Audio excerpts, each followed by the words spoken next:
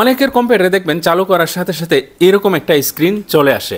আমি স্ক্রিনটা আপনাদেরকে জুম করে দেখাচ্ছি। আপনার কম্পিউটারের সামনে এরকম স্ক্রিন চলে আসবে, তাহলে আপনার কিবোর্ড থেকে F1 চেপে দিন, তাহলে কম্পিউটারটা চালু হয়ে যাবে। আর এটা আসার মূল কারণ হচ্ছে আপনার পিসির যে টাইম সেটা ঠিক নেই।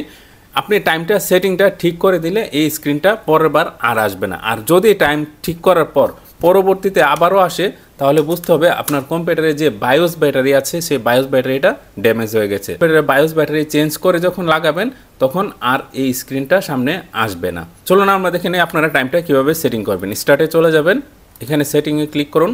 করার পর এখানে দেখতে পাচ্ছেন টাইম অ্যান্ড ল্যাঙ্গুয়েজ, এটাতে ক্লিক করে দিন।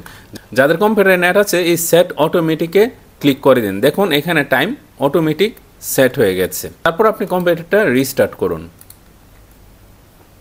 আপনারা দেখতে পাচ্ছেন যে এই স্ক্রিনটা এখন আর আসছে না, সরাসরি কম্পিউটারটা চালু হয়ে গেছে। এভাবে চাইলে আপনাদের কম্পিউটার সমস্যাটা সমাধান করে নিতে পারেন। যদি এই স্ক্রিনটা আসে, আবারও বলে দিচ্ছি কম্পিউটারের কিবোর্ড থেকে F1 চাপ দিবেন।